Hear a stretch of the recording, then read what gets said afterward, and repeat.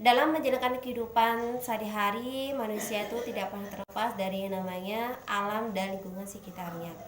Karena dari alam lah manusia itu mendapatkan sumber daya alam, makanan, bahan sandang dan lain sebagainya.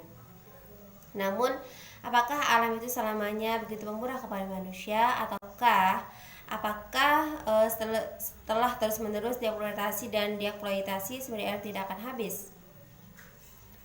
Sejak kita sekolah dasar, kita sudah diajarkan bahwa sumber daya alam itu dibagi dua macam, yaitu sumber daya alam yang dapat diperbaharui dan sumber daya alam yang tidak dapat diperbaharui.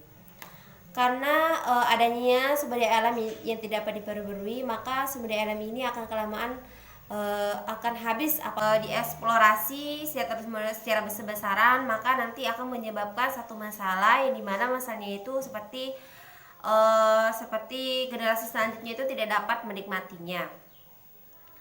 Kualitas dan kesejahteraan hidup manusia tidak dapat dipisahkan dari kondisi alam dan lingkungan hidupnya. Berbagai masalah alam dan lingkungan hidup yang terjadi akhir-akhir ini sebagai dampak dari perubahan iklim global yang telah mempengaruhi kehidupan manusia. Laporan dari Human Development Report 2007 telah menyatakan bahwa akibat pemanasan global pada tahun 2000 sampai dengan tahun 2004, sekitar 262 juta orang menjadi korban bencana iklim, dan 98% darinya adalah masyarakat di dunia ketiga. Bencana tersebut terjadi akibat adanya peningkatan suhu antara 3 sampai 4 derajat Celcius yang menyebabkan 350 juta orang di dunia kehilangan tempat tinggalnya karena banjir. Selain itu, ada 334 juta orang berpotensi terkena dampak badai tropis akibat peningkatan suhu air laut. Ini diambil dari internet dengan Hunga dalam Chandraningrum 2013. Dalam masalah ini Indonesia pun tidak terlepas dari bencana tersebut. Banjir dan tanah longsor yang melanda berbagai daerah di Indonesia sebagian besar terjadi karena perubahan iklim ekstrim yang kurang diantisipasi sebelumnya. Menurut pandangan ekofeminisme, perubahan iklim yang terjadi di muka bumi ini berdampak pada cara berpikir manusia yang dominatif atau patriarki, sebagaimana laki-laki terlalu mendominasi perempuan. Seperti itulah cara manusia mendominasi alam sehingga alam kehilangan daya fungsinya, sehingga terjadi kerusakan dan bencana alam di muka bumi ini. Oleh karena itu, supaya alam tetap terjaga kelestariannya, perlunya pandangan cara berperilaku manusia itu agar selaras dengan alam. Berperilaku selaras dengan alam dapat dipersonifikasikan dengan ibarat bagaimana kita saling mencintai, saling menyayangi, saling mendukung satu sama lain dengan kekasih kita agar supaya tidak terjadi bencana di kemudian hari. Adapun rumusan masalah dari latar belakang ini, pertama itu adalah bagaimana sejarah perkembangan ekofeminisme, kedua bagaimana sistem patriarki, dan terakhir itu adalah bagaimana contoh kasus gerakan ekofeminisme. Sejarah ekofeminisme. Jadi, ekofeminisme sendiri merupakan sebuah gerakan yang mengkritisi kompetisi, agresi, dan dominasi yang dihasilkan oleh kaum ekonomi modern yang mana merupakan sebuah gerakan pembebasan. Gerakan ekofeminisme ini sendiri dipelopori oleh Rachel Carson yang dalam bukunya The Silent Spring yang terbit pada tahun 1962. Jadi, buku Silent Spring ini telah menyadarkan sebagian umat manusia bahwa lingkungan hidup itu sendiri dapat mengalami masa maut dan kepunahan akibat dari manusia itu sendiri. Manusia lupa bahwa apa yang ada di bumi ini dan segala isinya akan dapat punah oleh tangan manusia itu sendiri. Menurut Alfian Rohmansah, dalam bukunya yang berjudul Pengantar Gender dan Feminisme, ia menjelaskan bahwa sistem patriarki merupakan struktur yang menempatkan peran laki-laki sebagai di mana Sistem patriarki merupakan struktur yang menempatkan peran laki-laki sebagai penguasa tunggal, sentral, dan segala-galanya.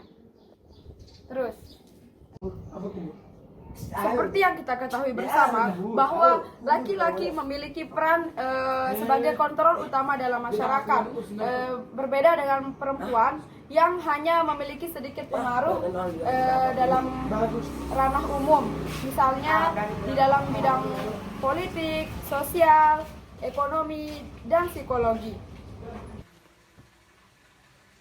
Ketidaksetaraan peran antara kaum laki-laki dengan perempuan menjadi hambatan struktural yang menyebabkan individu dalam masyarakat tidak memiliki akses atau kesempatan yang sama. Anggapan sosial yang menempatkan kaum perempuan di mana ia cenderung lebih mengutamakan emosional daripada rasional berpikir mengakibatkan perempuan tidak mampu untuk menjadi seorang pemimpin. Dengan kondisi demikian, perempuan berada pada posisi subordinat atau biasa disebut termarginalkan. Konstruksi gender yang diberikan terhadap kaum perempuan di mana kaum perempuan itu cenderung memiliki sifat keibuan, lemah lembut, sabar, rajin, dan hal tersebut sudah menjadi labeling dalam masyarakat.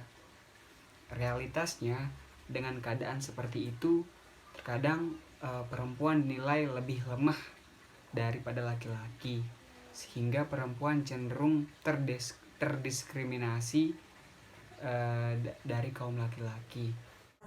Kasus yang kami pilih dalam materi ini yaitu seorang perempuan bernama Tiza Mafira asal Solo, Jawa Tengah, yang berhasil mendirikan sebuah gerakan yang diberi nama Diet Kantong Plastik.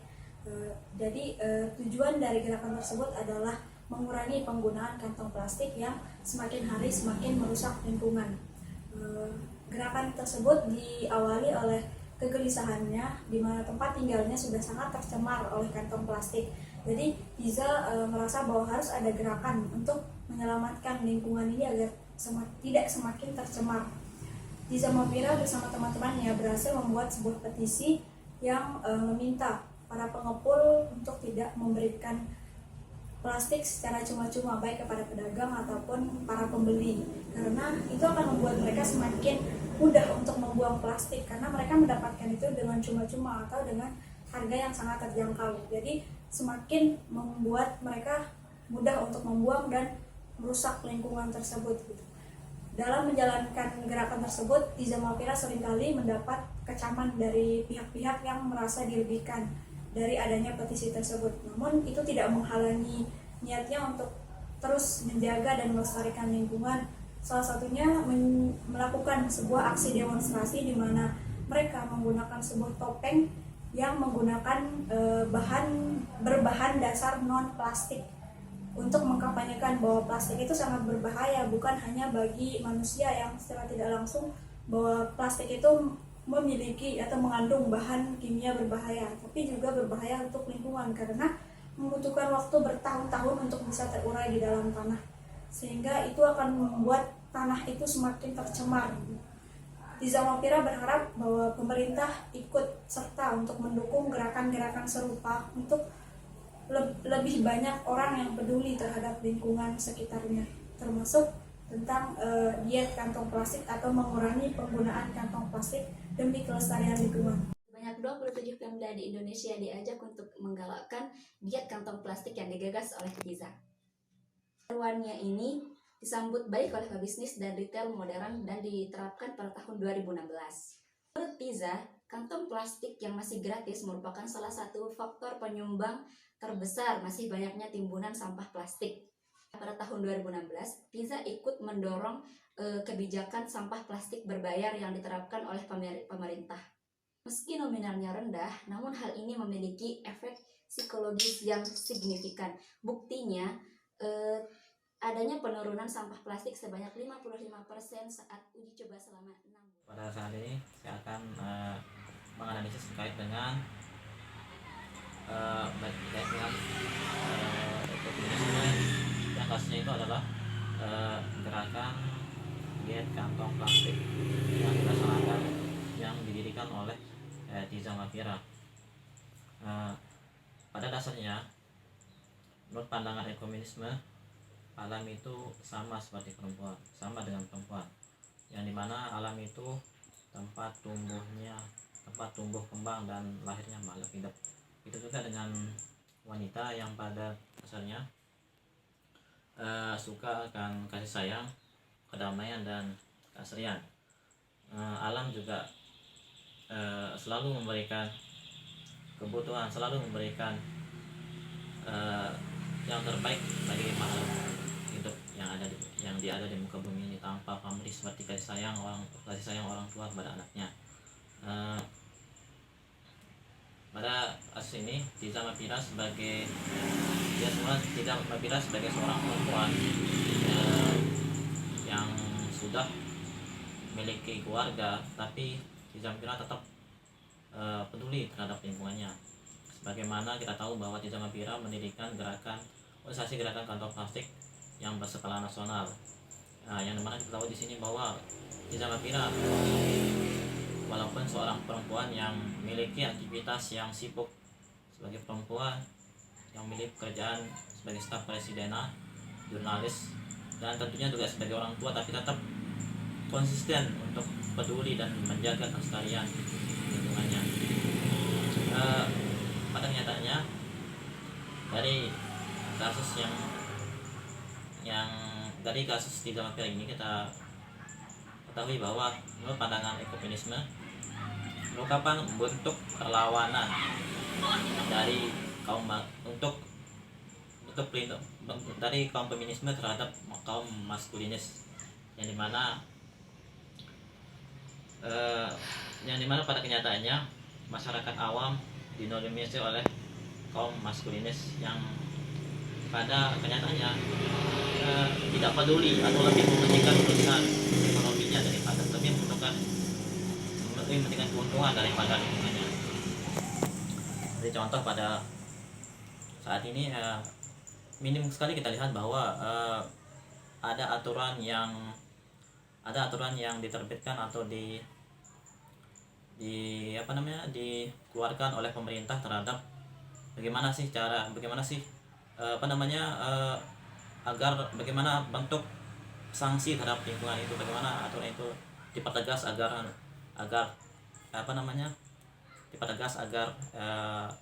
para pelakunya jerah terhadap apa yang dilakukan terhadap lingkungannya begitu. Sekarang ini kita lihat bahwa aturan itu tidak sepenuhnya dilaksanakan gitu ya. Sebagai lulusan hukum, sebagai sarjana hukum internasional, Tiza Mafira sangat antusias untuk bagaimana sih hukum tentang aturan tentang lingkungan ini supaya dilestarikan sejalan dengan dilestarikannya lingkungan di sekitar kita, agar bagaimana pada dasar kenyataannya pada saat ini lingkungan kita setiap tahunnya mendapatkan segala macam bencana gitu ya. Untuk itu sebagai Tiza Mafira sangat sebagai seorang perempuan tetap peduli dan menjaga lingkungannya. Pada kenyataannya ini dari apa yang dilakukan Tiza Mafira ini adalah bentuk kesadaran supaya kaum maskulin agar tergugah lah hatinya untuk sadar akan lingkungannya dan menjaga lingkungannya, sama seperti bagaimana menjaga istri dan anaknya yang sewaktu-waktu juga akan terkena oleh bencana. Baiklah, di sini saya akan membacakan kesimpulan mengenai aliran ekofeminisme. Aliran ekofeminisme melihat problem kerusakan lingkungan berhubungan terutama dengan paham patriarki dengan segala konsekuensinya. Dari sudut pandang ini, patriarki menciptakan dominasi, penekanan, dan kontrol yang menghasilkan masyarakat eksploitatif, serakah, dan penuh persaingan. Masyarakat patriarki pada akhirnya terbukti menjadi tidak berkesinambungan dan menyebabkan kerusakan. Oleh karena itu, perubahan yang dirasakan penting adalah perubahan yang dibentuk oleh gerakan feminisme, di mana struktur-struktur patriarki diubah dan digantikan. Mereka menekankan bahwa kaum perempuan harus didorong dan didukung untuk bersaing secara efektif dengan kaum laki-laki di dalam struktur sosial global.